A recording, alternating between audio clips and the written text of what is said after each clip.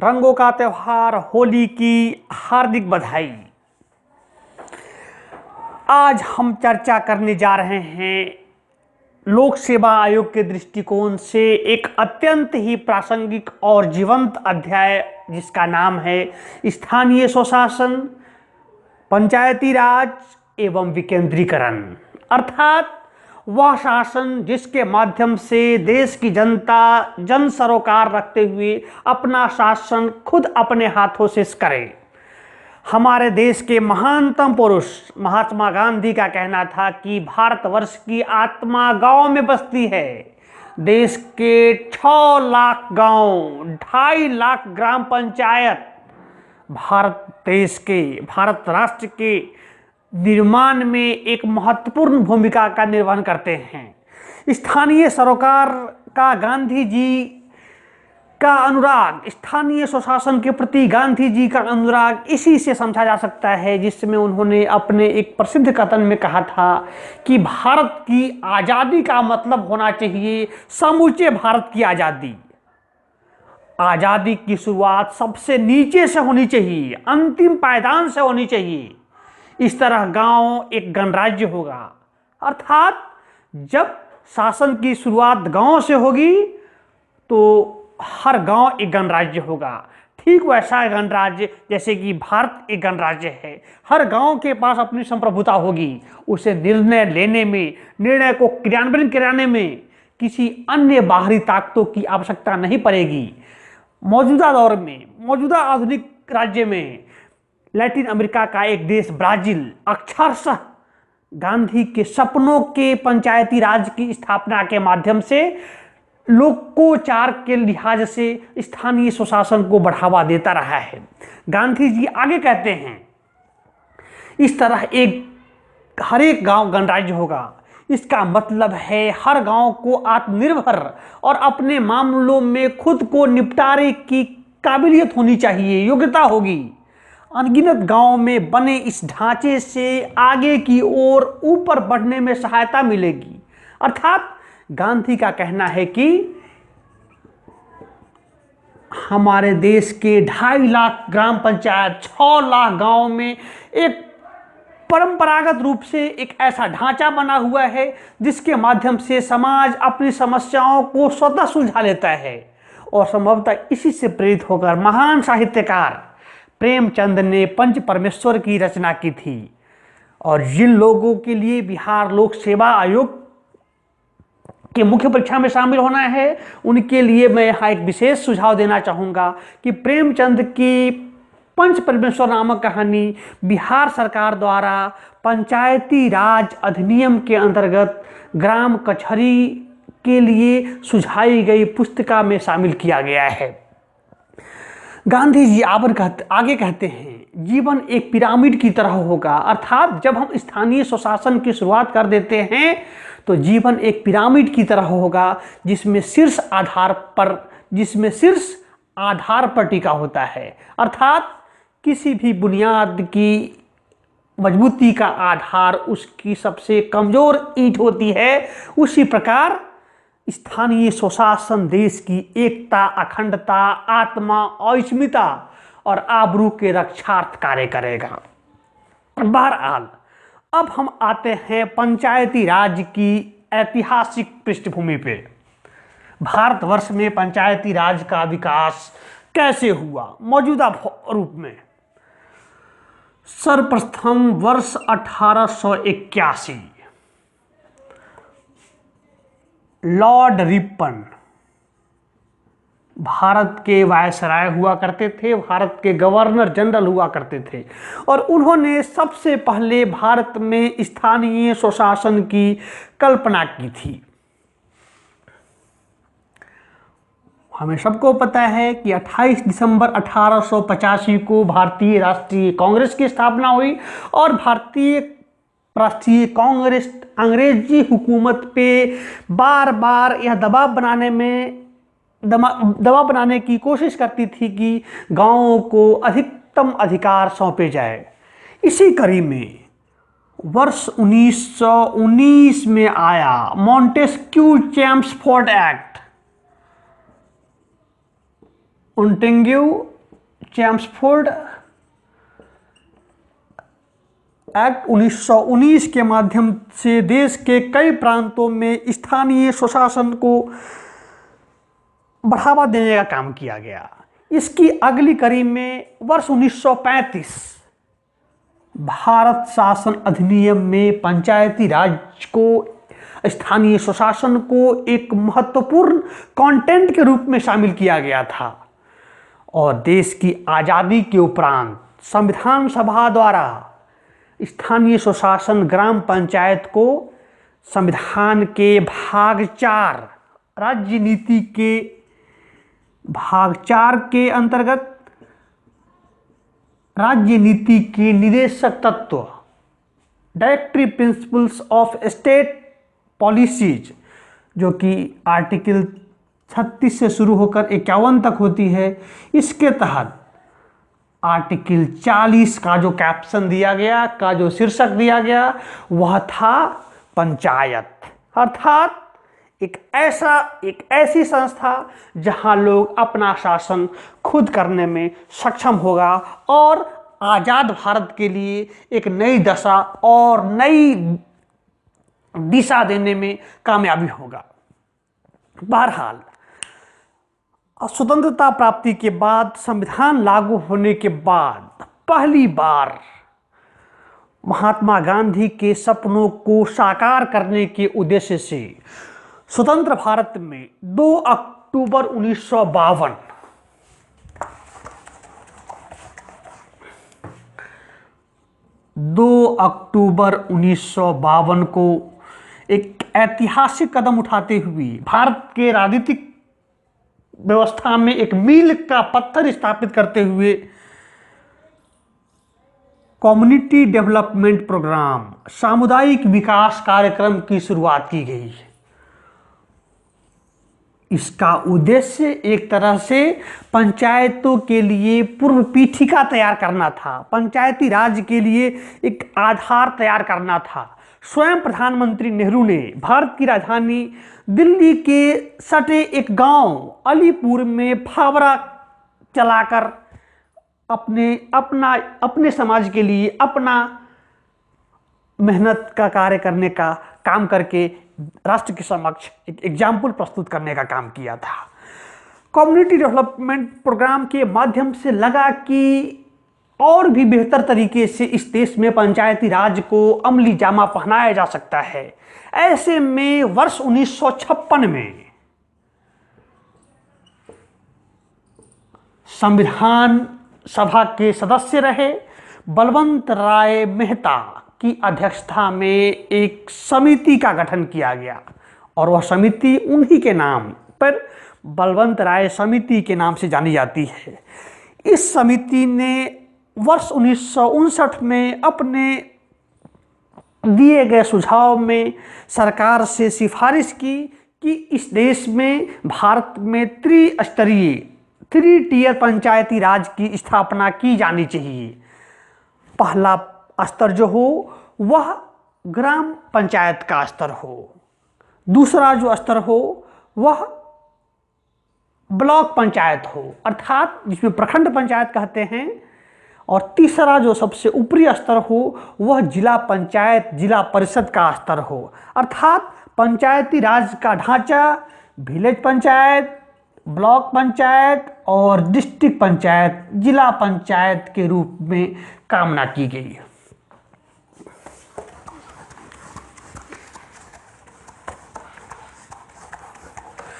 प्रधानमंत्री पंडित जवाहरलाल नेहरू की सरकार ने इस समिति के सिफारिशों को लगभग 100% स्वीकार करते हुए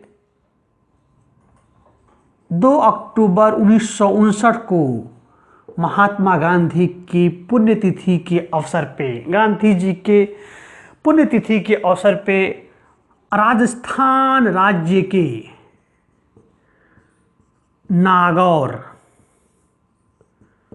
नागौर जिला से प्रधानमंत्री ने खुद स्थानीय स्वशासन की आधारशिला रखी और इस अवसर पे प्रधानमंत्री नेहरू का दिया गया भाषण बड़ा ही कालजयी सिद्ध हुआ। प्रधानमंत्री नेहरू ने अपने संबोधन में देशवासियों को कहा कि लोग कहते हैं कि गांव जो है वह तमाम झगड़ों का जड़ है, गांव में फैक्शन चलता है, गुटबाजी चलती है, गांव वाले के पास इतनी सद्बुद्धि नहीं होती है कि वो अपना शासन कर सके। लेकिन प्रधानमंत्री नेहरू आगे कहते हैं, लेकिन मैं इस निष्कर्ष पे पहुंचा हूं कि अगर गांव के लोगों को उनका शासन खुद करने का अधिकार दिया जाए, उन्हें शासन के लिए खुद सशक्त किया जाए, तो मेरा मानना है कि एक समय ऐसा आएगा जब वे अपना शासन खुद करने में सक्षम होंगे। और आज मतलब 21 मार्च 2019 के दिन में अगर हम अवलोकन करें तो नेहरू जी की कही हुई बातें अक्षरशः 100% सही होती है, जब इस देश में 32 लाख से अधिक पंचायत प्रतिनिधि 73वें और 74वें संविधान संशोधन के आलोक में इस देश में लोकतंत्र, समावेशी लोकतंत्र की एक नई अलख जगाने का काम कर रहे हैं। विदित हो कि लोकसभा, राज्यसभा, विधानसभा के सारे सदस्यों को मिलाकर सिर्फ 4,896 जनप्रतिनिधि आते हैं, जबकि सिर्फ पंचायती राज से इस देश में 32 लाख से अधिक जनप्रतिनिधि भारत के सशक्तिकरण की दिशा में एक मील का पत्थर स्थापित करने का काम करते आ रहे हैं।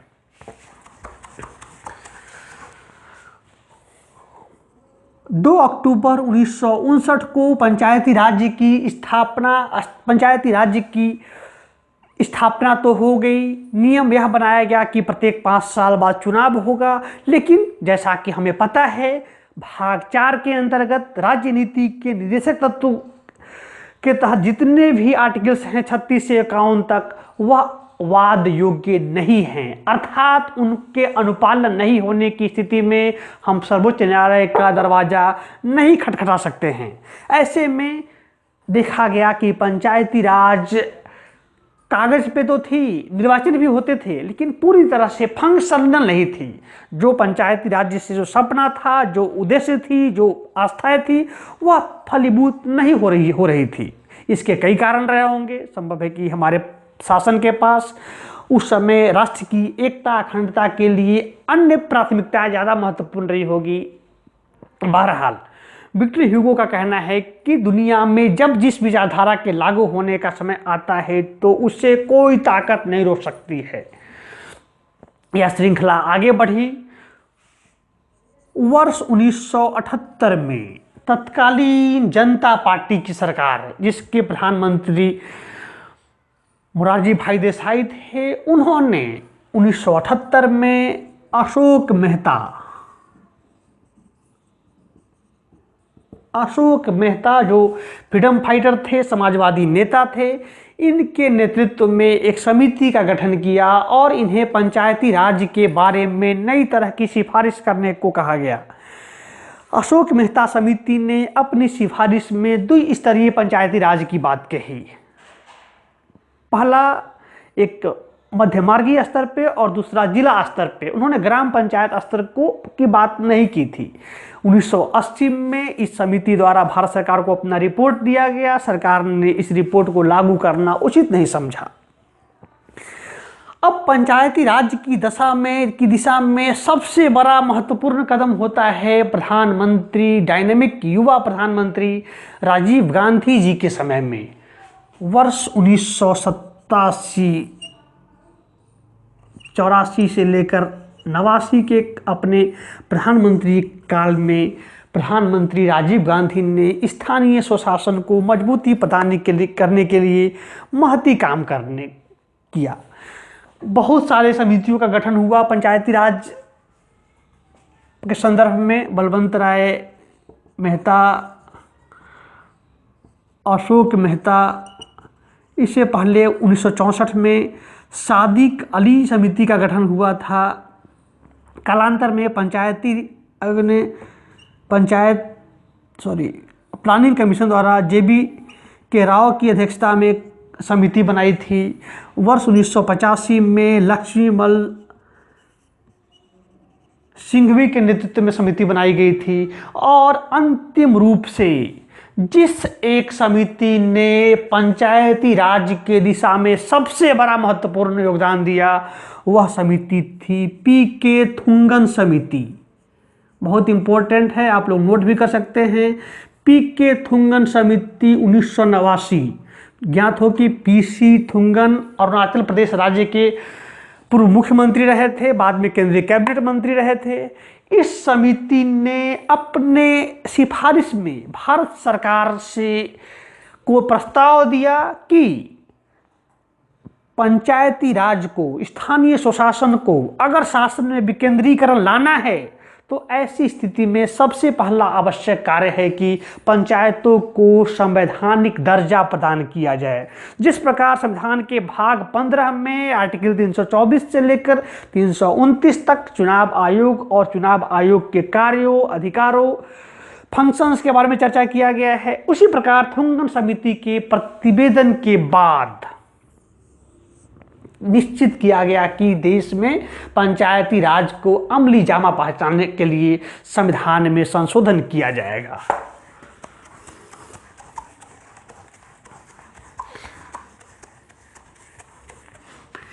इस संशोधन के उपरांत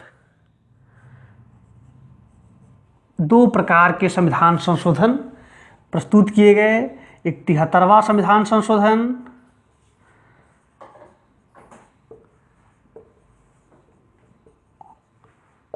और दूसरा 74वां संविधान संशोधन। बहुत महत्वपूर्ण है।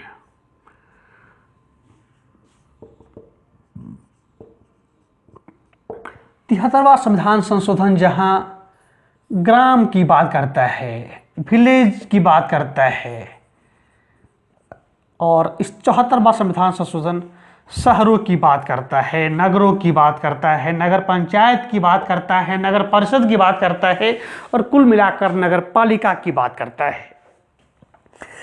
अक्सर प्रश्न आते हैं, बिहार लोक सेवा आयोग, अन्य राज्य लोक सेवाओं की परीक्षा में हर दूसरे वर्ग प्रश्न आता है कि भारत में राजनीतिक सशक्तिकरण में, सामाजिक सशक्तिकरण में, आर्थिक सशक्तिकरण में और सबसे महत्वपूर्ण है कि महिला सशक्तिकरण में, विमेन एम्पावरमेंट में 73वां संशोधन का क्या योगदान रहा है, उत्तर लिखे। अर्थात 73वां संविधान संशोधन जो कि गांव को उनके स्वशासन के लिए संवैधानिक दर्जा प्रदान करता है, इससे जुड़ा हुआ सरोकार, चूंकि हम बार बार कहते हैं कि सरकार के शासन की स्थिति में मौजूदा परिवर्तन का आधार है सतत विकास, इंक्लूसिव ग्रोथ, समावेशी विकास और शासन आपके द्वार। और इस लिहाज से 73वां संविधान संशोधन की भूमिका सबसे अहम आती है। 73वां संविधान संशोधन जहां एक ओर ग्रामीण स्तर पे राजनीतिक नेतृत्व को उभारने का काम करता है, जो कि कालांतर में राज्य की राजनीति और राष्ट्र की राजनीति में अपना योगदान देते हैं, वहीं 73वें संविधान संशोधन द्वारा महिलाओं को प्रत्येक पद पे दिया गया मूल रूप से 33% चक्रीय आरक्षण, जो कि अब बढ़कर 50% आरक्षण हो गया है, उसने इस देश में महिलाओं को इन ब्लॉक एक लीडरशिप प्रदान करने का काम किया है। बहरहाल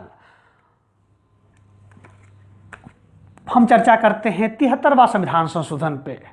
73वां संविधान संशोधन की प्रक्रिया, जैसा कि हम जानते हैं, भारत के संविधान के भाग 20 में आर्टिकल 368 में इस बात का जिक्र है कि कोई भी संविधान संशोधन कैसे संभव होता है। उस आलोक में 73वां संविधान संशोधन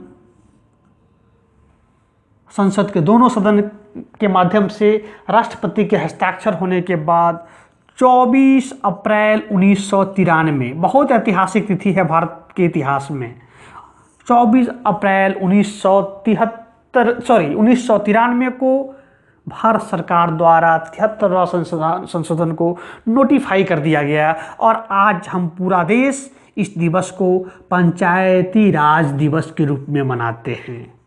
पंचायती राज दिवस के रूप में मनाया जाता है इस दिन को। और चूंकि हम राजनीति और राज्य व्यवस्था की बात कर रहे हैं, इसीलिए हमें जानना महत्वपूर्ण है कि इसी तिथि को 24 अप्रैल को ही 20 वर्ष पहले 1973 में भारत के इतिहास में सर्वोच्च न्यायालय का सबसे महत्वपूर्ण फैसला केशवानंद भारती का फैसला आया था 7 बनाम 6 जजों के बहुमत से। चूंकि पंचायती राज कार्यक्रम 24 अप्रैल को लागू हुआ, इसीलिए इस दिवस को पंचायती राज दिवस बनाते हैं।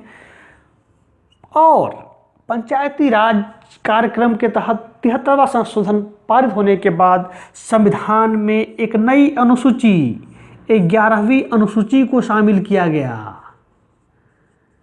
11वीं अनुसूची, उससे पहले 10 अनुसूचियां थी, मूल संविधान में 8 अनुसूची थी। 11वीं अनुसूची के माध्यम से 29 सब्जेक्ट्स, 29 ऐसे विषय रखे गए जो कि पहले राज्यों के पास हुआ करती थी। ज्ञात होगी पंचायती राज राज्य सूची का विषय है।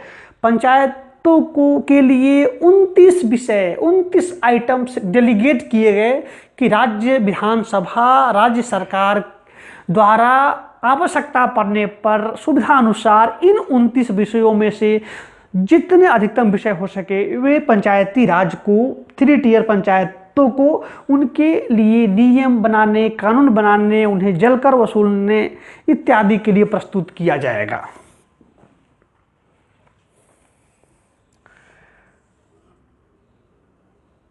संविधान में भाग 9 के मार्फत से पंचायती राज को निर्धारित किया गया है और इसके लिए अनुच्छेद 243 से लेकर 243O अर्थात कुल 16 आर्टिकल्स संविधान के 73वें संविधान संशोधन को डेडिकेट किया गया है। 73वें संविधान संशोधन में इस बात का जिक्र किया गया है कि राज्य में रह रहे अनुसूचित जाति और अनुसूचित जनजाति के समुदाय के लोगों को उनके आबादी के अनुपात में उन्हें प्रत्येक पद पे आरक्षण प्रदान किया जाएगा। अर्थात अगर किसी प्रांत में 20% एससी आबादी है तो वहाँ के पंचायती राज में 20% सीट जो होगी वह चाहे ग्राम प्रधान के लिए हो, ब्लॉक प्रधान के लिए हो या फिर जिला पंचायत, जिला परिषद के अध्यक्ष के लिए हो, यहाँ तक कि उनके जो मेंबर काउंसिल्स होते हैं, परिषद के जो सदस्य होते हैं, वार्ड मेंबर्स होते हैं, उनके लिए भी प्रत्येक स्तर पे आरक्षण किया जाएगा, क्या प्रावधान किया जाएगा। इसके अलावा आर्टिकल 243D भारत के संविधान का 243D यह सुनिश्चित करता है कि अगर संबंधित राज्य में अन्य पिछड़े वर्ग के लोगों को का भी उचित प्रतिनिधित्व पंचायतों में नहीं हो पा रहा है तो राज्य सरकार यह व्यवस्था कर सकती है, यह प्रावधान करके ओबीसी लोगों को भी आरक्षण दिया सकता है। और इसका सबसे बड़ा सबूत देखने को मिला बिहार राज्य में, जहां वर्ष 2006 के निर्वाचन अधिनियम के तहत बिहार सरकार ने यह सुनिश्चित किया कि अत्यंत पिछड़े वर्ग, एक्सट्रीमली बैकवर्ड क्लास के लिए पंचायती राज के चुनाव में 20% आरक्षण दिया जाएगा। और बिहार लोक सेवा आयोग के अभ्यर्थियों से मैं एक विशेष अपील करना चाहूँगा, एक ध्यान रखेंगे कि देश में जहाँ ओबीसी का कॉन्सेप्ट है, अदर बैकवर्ड क्लास का कॉन्सेप्ट है, वही बिहार के तत्कालीन मुख्यमंत्री श्री कर्पूरी ठाकुर ने बिहार में वर्ष 1978 में ही मुंगेरी लाल कमीशन के पहल पे के प्रस्ताव पर पिछड़े वर्गों को 2 हिस्सों में बांटा था, एक बीसी ओबीसी जिसको बोलते हैं और दूसरा ईबीसी एक्सट्रीमली बैकवर्ड कास्ट। ऐसे में मेरे कहने का उद्देश्य यह था कि 73वें संविधान संशोधन के माध्यम से एससी एसटी को उनके जनसंख्या के अनुपात में तथा आवश्यकता पड़ने पर आर्टिकल 243D के माध्यम से अन्य पिछड़े वर्गों को भी, अत्यंत पिछड़े वर्गों को भी आरक्षण का प्रावधान किया गया था।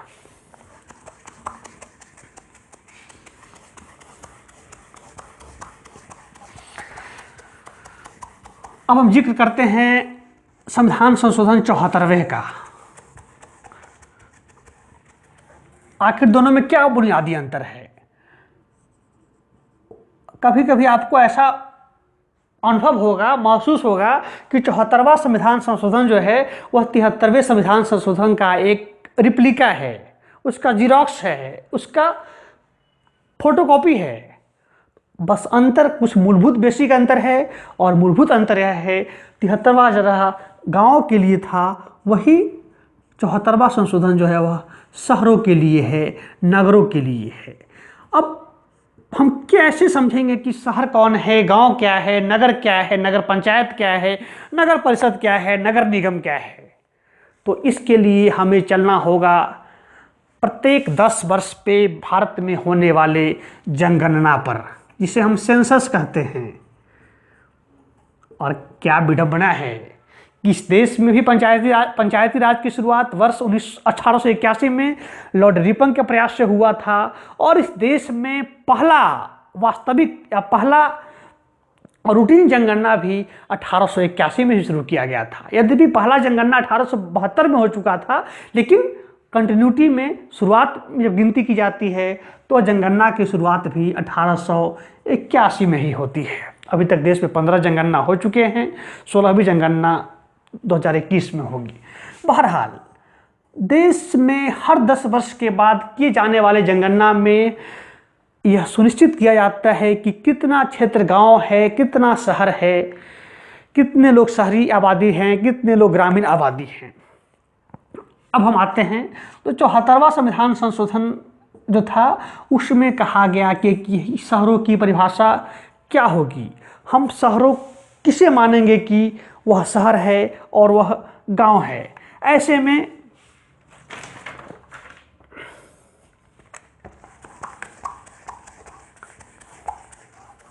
शहर का वर्गीकरण कुछ यूं किया गया है। पहला कंडीशन है कि आबादी कम से कम 5000 होनी चाहिए, अर्थात एक निश्चित सीमा क्षेत्र में 5000 लोग निवास करते हों। दूसरा कंडीशन है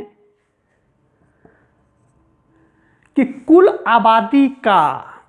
आबादी में निवास कर रहे 3/4 लोग, अर्थात 75% से अधिक पुरुष आबादी जो होनी चाहिए, जो मेल पॉपुलेशन होनी चाहिए, ये गैर कृषि कार्य करते हों। एक गैर कृषि कार्य करते हों। वाजिब ही है, अगर कृषि कार्य करना ही अगर शहरों का भी ध्येय होता तो फिर गांव और शहर का वर्गीकरण भी एक तरह से अवांछित प्रतीत होता। जबकि तीसरी बुनियादी शर्त है वह है कि एक काफ़ी महत्वपूर्ण है, प्रति वर्ग किलोमीटर जनसंख्या का घनत्व कम से कम 400 व्यक्ति होना चाहिए। अर्थात 73वें और 74वें संविधान संशोधन का बुनियादी अंतर यह था कि जहां गांवों में जनसंख्या के आधार पे सीटों का वितरण होता था, वहीं शहरों के लिए शहर की परिभाषा में यह स्पष्ट किया गया कि इस श्रेणी में 5000 की आबादी होगी, 75% पुरुष गैर कृषि कार्य करेंगे और 1 वर्ग किलोमीटर में 400 से अधिक व्यक्ति रहेंगे, निवास करेंगे, अधिवास करेंगे।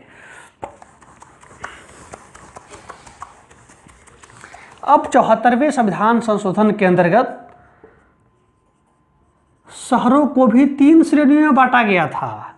जिस प्रकार 73वें संविधान संशोधन के लिए संविधान में भाग 9 को शामिल किया गया था, उसी प्रकार 74वें संविधान संशोधन के लिए भाग 9A को शामिल किया गया था।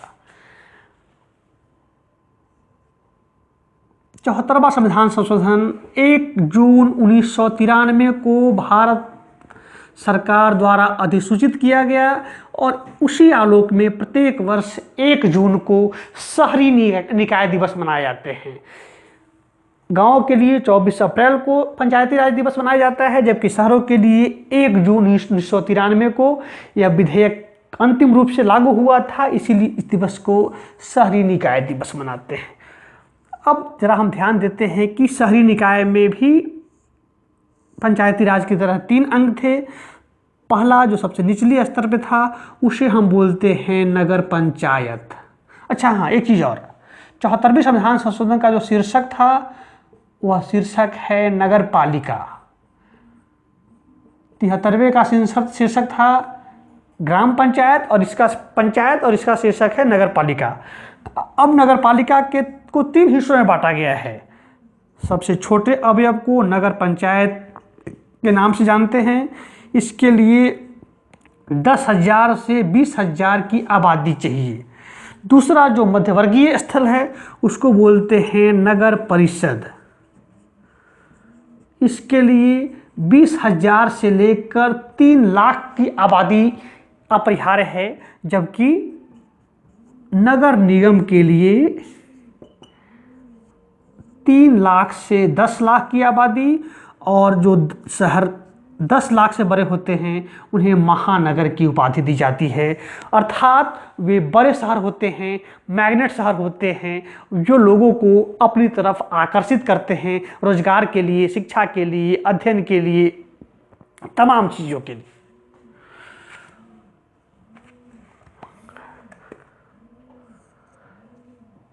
चौहत्तरवें संविधान संशोधन के बाद इसके अंतर्गत 18 विषय रखे गए।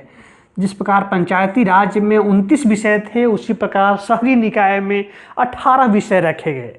इसके लिए संविधान में 12वीं अनुसूची को शामिल किया गया। ध्यान रखना है, भाग 9A और भाग 9A और अनुसूची 12B का सरोकार 74वें संविधान संशोधन से है, जबकि भाग 9 और अनुसूची 11 का सरोकार जो है वह 73वें संविधान संशोधन से है।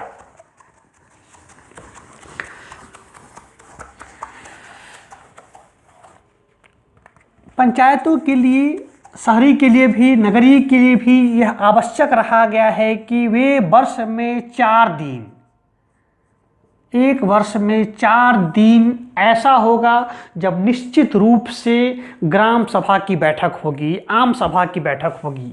और वे दिन हैं 3 राष्ट्रीय छुट्टियां, 26 जनवरी गणतंत्र दिवस, 15 अगस्त स्वतंत्रता दिवस, 2 अक्टूबर गांधी जयंती और 1 मई मजदूर दिवस। ये 4 तिथियां ऐसी है जिस दिन स्थानीय निकाय के तहत आम सभा की बैठक होनी आवश्यक है।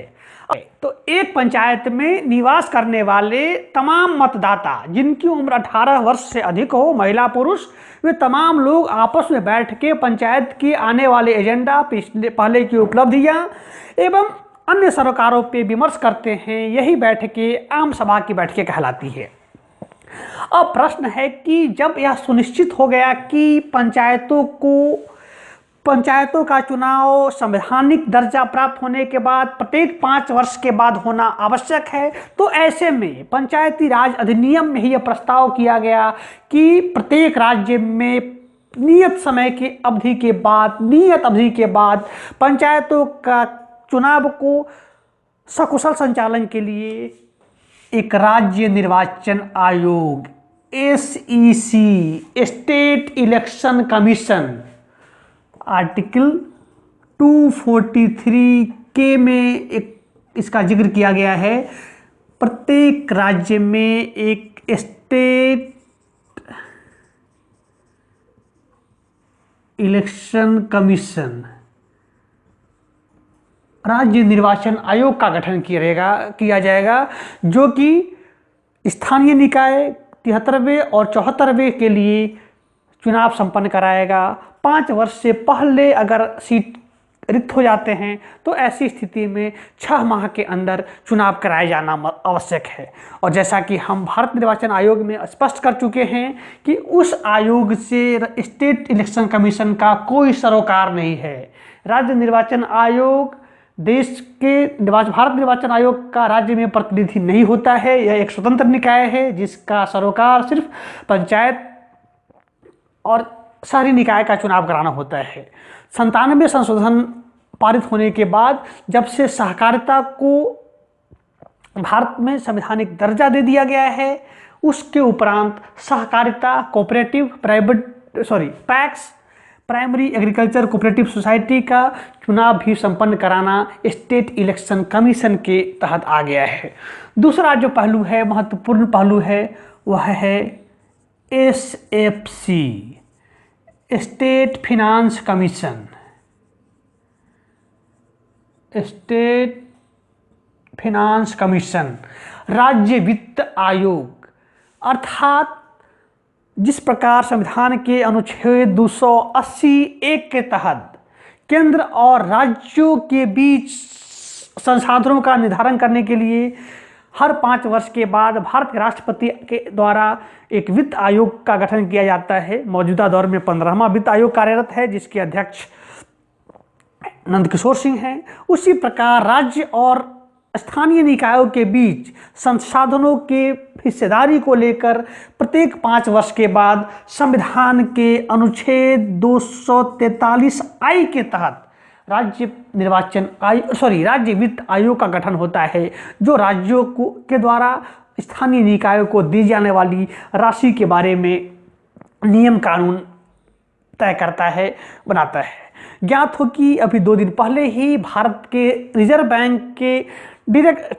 बैंक के गवर्नर शक्तिकांत दास ने अपना मंतव्य व्यक्त किया है कि अब समय आ गया है कि वित्त आयोग को एक स्थायी संस्था के रूप में, सार्वभौमिक संस्था के रूप में गठित किया जाए, बजाय इसके कि उन्हें एडहॉक बेसिस पे प्रत्येक 5 साल पे बनाए जाने को लेकर।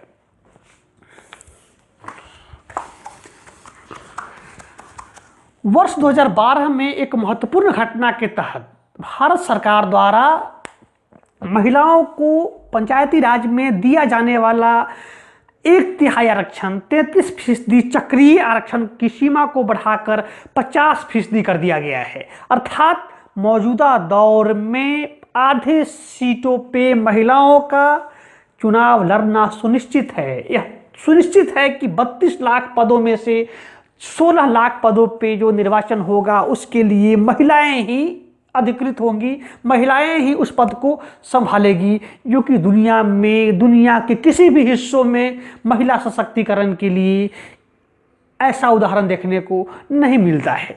अब हम आते हैं कि देश में पंचायती राज और शहरी निकाय का डेमोग्राफिक क्या है। भारत जैसे देश में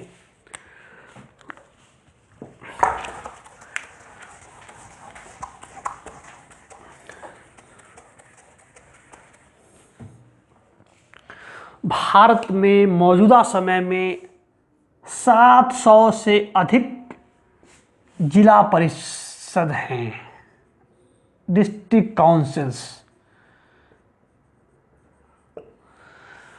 6000 से अधिक ब्लॉक हैं,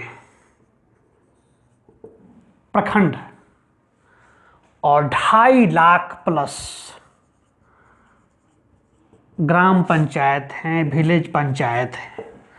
जिला परिषद का अध्यक्ष बॉस जिला परिषद अध्यक्ष कहलाता है, जबकि इसके मुख्य कार्यकारी अधिकारी CEO होते हैं DDC, डिप्टी डेवलपमेंट कमिश्नर, उप विकास आयुक्त, और यही उप विकास आयुक्त DRDA, district and rural development authority के चेयरमैन होते हैं। अर्थात जिला परिषद के अध्यक्ष, जो व्यक्ति उस पद के लिए सेक्रेटरी होता है जिला परिषद का, वह कहलाता है जिला विकास आयुक्त, जो कि पदेन रूप से जिला ग्रामीण विकास अधिकरण का अध्यक्ष होता है। जबकि ब्लॉक का अध्यक्ष ब्लॉक प्रमुख या प्रखंड प्रमुख होता है, जबकि BDO ब्लॉक डेवलपमेंट ऑफिसर्स जो होते हैं वह ब्लॉक समिति का सचिव होता है। जबकि ग्राम प्रधान, मुखिया, कुछ राज्यों में इन्हें सरपंच के नाम से कहा जाता है, वे ग्राम पंचायत के अध्यक्ष होते हैं। जबकि जो सेक्रेटरी होते हैं VLW होते हैं। यह तो हो गया 73वें संशोधन के तहत ग्राम पंचायत की संरचना देश में क्या है। 74वें संशोधन के तहत सॉरी 74वें संशोधन के तहत अर्थात शहरी वर्गीकरण के आधार पे देश में नगर निगमों की संख्या 100 से अधिक है, जबकि नगर परिषद की संख्या जो बीच वाला है, मध्यवर्ती है, नगर परिषद इनकी संख्या 1400 से अधिक है, जबकि नगर पंचायतों की संख्या देश में नगर पंचायत, ये वही नगर पंचायत है जिसके लिए आबादी 10,000 से 20,000 होनी जरूरी है।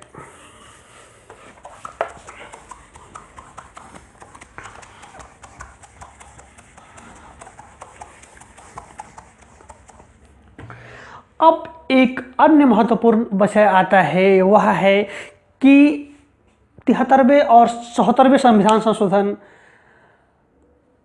देश के उन इलाकों में लागू नहीं होते हैं जो भारत के संविधान के 5वीं और 6ठी अनुसूची के अंतर्गत आते हैं। अर्थात वे क्षेत्र जो अनुसूचित जनजातीय क्षेत्र कहलाते हैं उनके अंतर्गत संविधान के 73वीं और 74वीं संशोधन की आयतें लागू नहीं होती है। उन्हें स्थानीय स्वशासन के दायरे में लाने के लिए वर्ष 1996 में भारत सरकार द्वारा पेशा कानून पारित किया गया। प्रश्न भी आता है BPSC में भी, UPSC में भी कि व्हाट इज पेशा। इसका पूरा नाम है panchayat extension to scheduled area. Panchayat extension to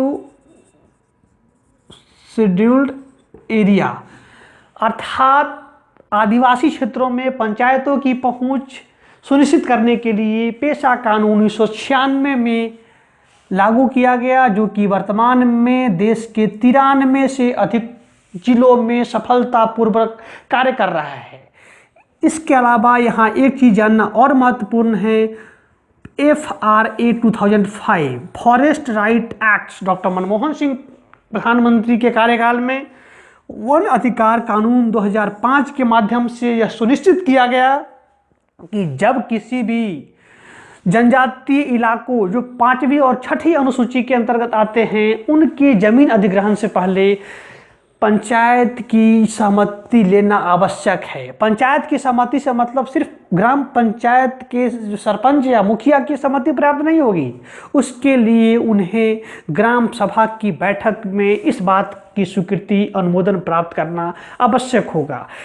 पेशा और FRA एक्ट देश के 5वीं और 6ठी अनुसूची के 93 से अधिक जिलों के लिए उतने ही महत्वपूर्ण हैं जितने कि देश के शेष हिस्सों के लिए 73वीं और 74वीं संविधान संशोधन। इन दोनों का बस एक ही उद्देश्य है, शक्तियों का विकेंद्रीकरण, ताकि आम आदमी अपने जल जंगल जमीन के रक्षार्थ अपना प्रतिनिधि खुद चुन सके। उसके हर बात के लिए दिल्ली, पटना, लखनऊ जो राज्य और देश की राजधानियां हैं उन्हें की ओर देखना न पड़े।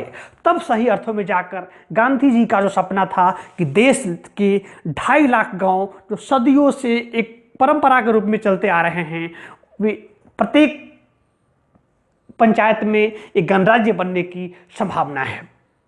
अब हम अपने इस अध्याय के आखिरी दौर में हैं, कुछ 1-2 पॉइंट्स पे और चर्चा करेंगे और उनमें से सबसे महत्वपूर्ण है वह है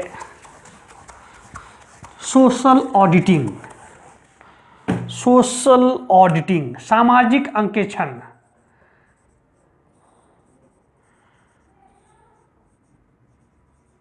सामाजिक अंकेक्षण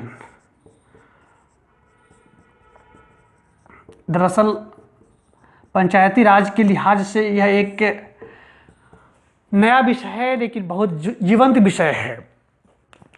जैसा कि हमने पहले भी किसी अध्याय में जिक्र किया है कि 2 फरवरी 2006 को भारत में दुनिया का सबसे बड़ा रोजगार गारंटी कार्यक्रम शुरू हुआ और उस कार्यक्रम का नाम था, मूल रूप से उसका नाम था नरेगा।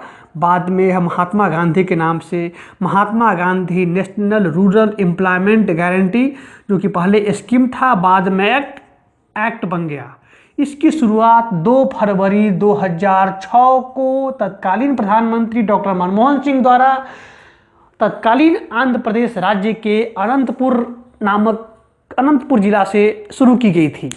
और उसमें एक क्लॉज बनाया गया है कि मनरेगा के तहत मास्टर रोल तैयार करने की जिम्मेदारी, कार्य आवंटन की जिम्मेदारी ग्राम पंचायत को सौंपी गई है। और साथ ही ग्राम पंचायतों के मास्टर रोल्स की जांच करने के लिए जिस शब्दावली का प्रयोग किया गया है उसका नाम है सोशल ऑडिटिंग, सामाजिक अंकेक्षण। अर्थात पूरे के पूरे ग्राम पंचायत की ग्राम सभा बैठक करके इस बात की तहकीकात करेगी, ऑडिट करेगी कि जिस फंड के लिए जो DPR डिटेल्ड प्रोजेक्ट रिपोर्ट तैयार हुआ था उस कोर्स में जितनी राशि गई थी, क्या उस राशि का विधिवत उपयोग किया जा सका है, क्या मनरेगा के तहत काम करने वाले प्रत्येक मजदूरों को उचित समय पे उनका समुचित वेतन प्रदान किया गया है।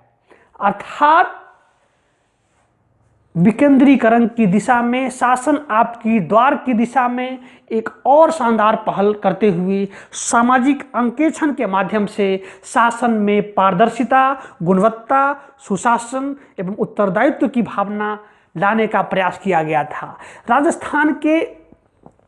राजस्थान राज्य में MKSS मजदूर किसान शक्ति संगठन नामक संस्था, जिसकी पैट्रन संरक्षिका अरुणा राय हैं, निखिल डे हैं, वही अरुणा राय जिन राइट टू इन्फॉर्मेशन लाने में बहुत बड़ी भूमिका निभाई थी। तो MKSS नामक संगठन ने राजस्थान में मनरेगा को सामाजिक अंकेक्षण में लाने के लिए महती प्रयास किया है। यह सही है कि इस सामाजिक अंकेक्षण का ग्राम प्रधानों द्वारा, पंचायत प्रतिनिधियों द्वारा व्यापक विरोध हो रहा है, लेकिन जैसा कि कहते हैं कि दुनिया में जब जिस विचारधारा के लागू होने का समय आता है उसे कोई ताकत नहीं रोक सकती है।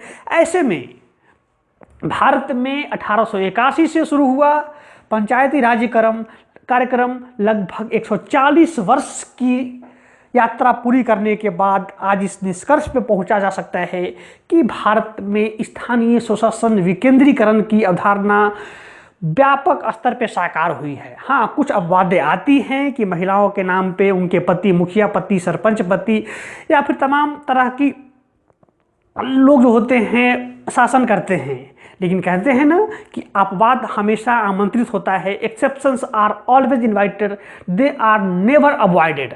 ऐसे में पंचायती राज कार्यक्रम न सिर्फ परीक्षा के लिहाज से महत्वपूर्ण है, प्रारंभिक, मुख्य और साक्षात्कार के लिए महत्वपूर्ण है, अपितु एक बार प्रशासन का हिस्सा बन जाने के बावजूद क्योंकि वर्ष 2011 के जनगणना में स्पष्ट हुआ है कि देश में 72% आबादी गांव में रहती है, 28% लोग ही शहर में रहते हैं। ऐसे में प्रत्येक प्रशासन से जिस संवेदना, करुणा, उत्तरदायित्व, नैतिकता, आदर्श की अपेक्षा की जाती है वह न कहीं गांव में ग्राम पंचायत के माध्यम से प्रस्फुटित होनी चाहिए।